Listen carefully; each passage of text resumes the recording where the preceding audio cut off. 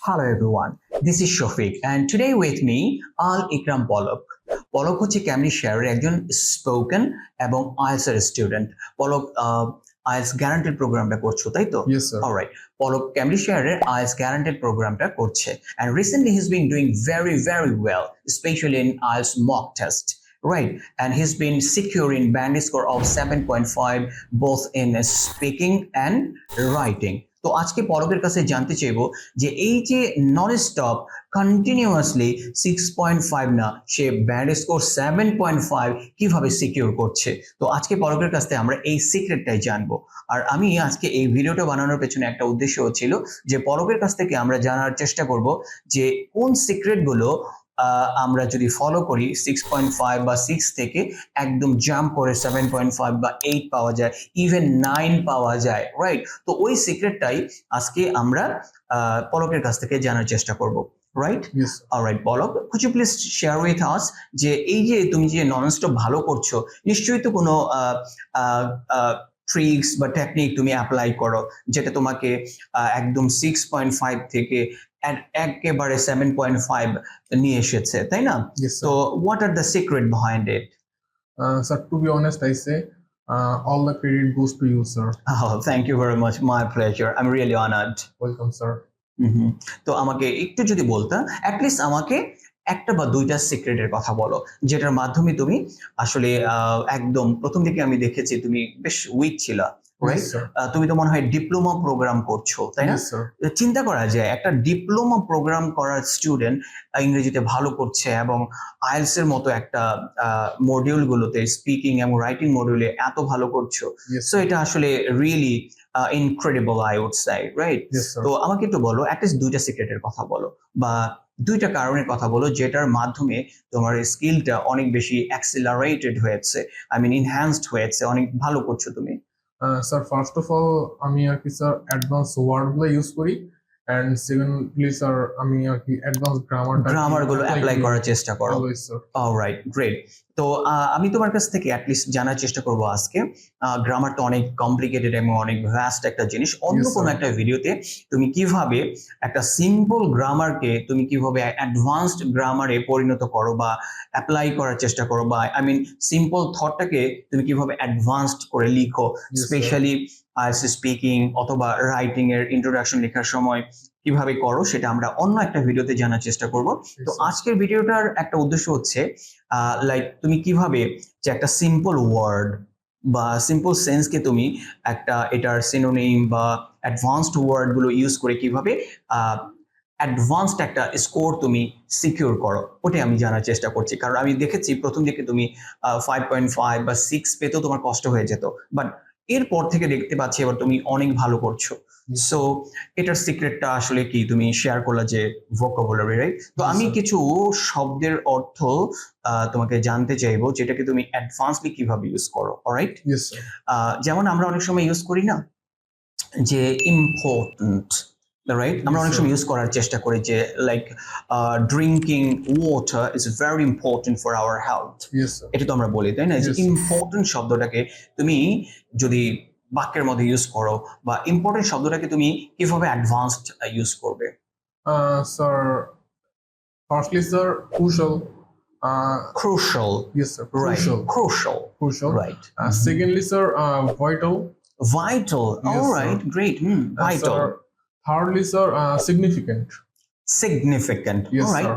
So এই শব্দগুলো দিয়ে তুমি বাক্যটাকে অনেক বেশি রিচ বা অ্যাডভান্স করে ফেলো, Yes, sir. right? Crucial, significant, Vital. vital, Yes, sir. right? I mean, instead of using important, you can use vital, significant, and crucial. Crucial. Right, okay. তো চলো আরেকটা শব্দ তোমার কাছ থেকে জানার চেষ্টা করব আমরা, সেটা হচ্ছে আচ্ছা গুড মানে ভালো। Yes, sir. এই গুড শব্দটা তো খুবই সিম্পল একটা, আমরা অহরহ সবাই ইউজ করি, Yes, নর্মাল স্পোকেন ইংলিশে আমরা ইউজ করি। তো Yes, sir. আইএলটিএস এ যদি আমরা 9 পেতে চাই তাহলে এই গুডটাকে কিভাবে তুমি অ্যাডভান্সলি ইউজ করবে? Sir, যেমন sir beneficial. Beneficial, alright. So গুডের পরিবর্তে তুমি বেনিফিশিয়াল And ইউজ করবে। then advantageous. Advantageous, Advantageous. advantageous, great. and then sir favorable favorable okay তার Yes, মানে sir. হচ্ছে good এর পরিবর্তে তুমি beneficial advantageous favorable Yes, এই sir. শব্দগুলো ইউজ করে তোমার বাক্যটাকে অনেক বেশি অ্যাডভান্সড করে ফেলো তাই Yes, তো sir. এক্স্যাক্টলি ডিয়ার ভিউয়ার্স আসলেই তাই আপনি যদি এই সিম্পল লেখেন গুড শব্দটা সবাই বলি কিন্তু এটাকে যদি অনেক অ্যাডভান্স বা আইএলটিএস এর স্কোরটাকে 6 থেকে যদি 9 পর্যন্ত নিয়ে যেতে চান তাহলে কিন্তু অবশ্যই আপনাকে এই অ্যাডভান্টেজাস বেনিফিশিয়াল রাইট Yes, এইসব sir. শব্দগুলো ইউজ করতে sir. হবে Yes, sir. অলরাইট তো চলো আরেকটা শব্দ আমরা একটু জানার চেষ্টা করি যেমন ব্যাড Yes, মানে sir. কি খারাপ খারাপ তো এই ব্যাড শব্দটাকে অ্যাডভান্সলি কিভাবে ইউজ করা যায় স্যার ফার্স্টলি যদি ইউজ করি তাহলে স্যার detrimental ওয়াও এটা তো খুবই চমৎকার একটা শব্দ যে detrimental right smoking is detrimental to health right এই যে শব্দটা আমরা ইউজ করলাম detrimental এটা কিন্তু আসলে অনেক রিচ এগুলা শুধু 7.5 না 9 স্ট্যান্ডার্ড আনসার করতে হলেও কিন্তু এই জাতীয় শব্দগুলো ইউজ করতে পারো আবার এই ব্যাডের পরিবর্তে কিন্তু আমরা আরেকটা শব্দ ইউজ করতে পারি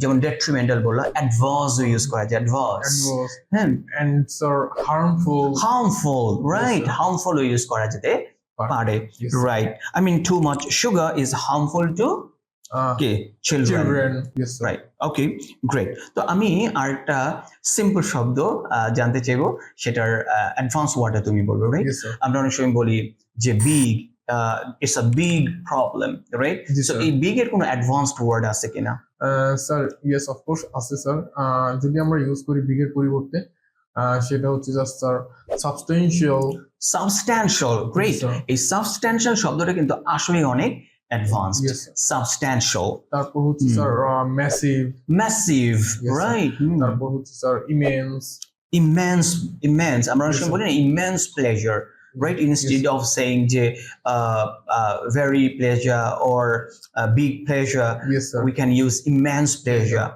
great all right so এইভাবে তুমি তোমার রাইটিং বা স্পিকিং এ এই শব্দগুলোকে অ্যাড করে তোমার মানটা বাড়িয়ে দিচ্ছ ji sir great this is the right way alright তো আমি আরেকটা সিম্পল শব্দ জানতে চাইবো এটার অ্যাডভান্সটা তুমি বলবে আমরা অনেক সময় ইউজ করি না যে small yes sir small right yes, so this is very small কি প্রবলেম yes তো sir স্মলটাকে তুমি কিভাবে অ্যাডভান্সলি ইউজ করতে পারো স্যার স্মলটা হচ্ছে sir minute yes so sir এটা তো অনেক আমি বলবো যে খুব ইউনিক একটা ওয়ার্ড yes sir স্মল কিভাবে মিনিট হয়ে যায় Yes, আমরা তো sir. জানি মিনিট মানে কি মিনিট হচ্ছে সময় সময়ের একটা ইউনিট রাইট ওকে দেন আর কি বলা যেতে পারে স্যার মডেস্ট আরেকটা শব্দ তুমি ইউজ করতে পারো কম্প্যাক্ট ইউজ করতে পারো কম্প্যাক্ট এটা কিন্তু খুবই চমৎকার একটা শব্দ রাইট yes sir স্মলের পরিবর্তে আমরা বলতে পারি কম্প্যাক্ট রাইট yes sir এখন আমরা বুঝতে পারছি now I know like how you are continuously you've been securing band score of 7.5 great to hear all right so আমি আরেকটা শব্দ জানতে চাইবো আমাকে একটু বলো আমরা বলি show কিছু Yes, sir. দেখানো right yes sir please show your new clothes to me আমাকে তোমার নতুন জামাটা দেখাও এই যে show এই show শব্দটাকে একটু অ্যাডভান্সলি ইউজ করে দেখাও স্যার যেমন demonstrate all right then sir illustrate and sir depict যেটা আমরা কিন্তু রাইটিং টাস্ক 1 এও খুব ইউজ Yes, করি sir. তাই না Depict. ওকে yes sir অলরাইট সো তাহলে আরেকটা শব্দের অর্থ বলো তো আমাকে আমরা অনেক সময় কোনো সাহায্য পেতে হলে আমরা বলি যে প্লিজ হেল্প মি এই যে হেল্প এই Yes, sir. হেল্প শব্দটা কোনো রিচ শব্দ আছে কিনা বা অ্যাডভান্সড কোনো শব্দ আছে কিনা স্যার অফ কোর্স আছে sir alright can you share with us sir help এর পরিবর্তে আমরা sir assist assist and then sir facilitate good facilitate then sir aid মানেও কিন্তু সাহায্য করা right yes sir great to assist someone বলো আমার সাথে facilitate aid right great চমৎকার আচ্ছা আরেকটা শব্দের অর্থ বলো আমাকে আমরা অনেক সময় বলি যে think আমরা Yes, sir. বলি I think তো আই থিঙ্ক না বলে এই থিঙ্কের পরিবর্তে আমরা আসলে কি বলতে পারি? স্যার যেমন complication, are you sure? Right, contemplate. Sorry sir, contemplate. Complication মানে হচ্ছে আসলে জটিলতা। Yes sir. কমপ্লিকেশন মানে কি? Sir, it's my mistake sir. It's fine. Look, IELTS 7.5 পাওয়া doesn't mean that তুমি মিস্টেক করতে পারো না, Yes, sir. Right? So mistake হয় দেখেই তো তুমি 7.5 পেয়েছো, না হলে তো Yes, 9 sir. পেতা, Yes, sir. Right? তাহলে আমরা কি বলবো বলো তো? কন্টেমপ্লেট। আবার বলো contemplate, right? Yes, sir. Consider, Yes, right? sir. এই শব্দগুলো যদি তুমি ইউজ করো আসলে 9ই কিন্তু পাবা, right? Yes, sir. So well, right, আমরা এই জাতীয় শব্দগুলো যদি তুমি ধরো গ্রামার, অ্যাডভান্স গ্রামারের সাথে ইউজ করতে পারো, Yes, তাহলে sir. 9 সিকিউর করা is not a great deal. Yes, sir. আচ্ছা, আরেকটা শব্দের অ্যাডভান্স কিছু ওয়ার্ড আমি জানতে চাইবো, বলো তো change. Change. Sir, transform. Transform, Sir, ওকে, modify. alter, Alter. এই প্রত্যেকটা Yes, sir. জিনিস কিন্তু তুমি বলতে পারো, রাইট? Yes, sir.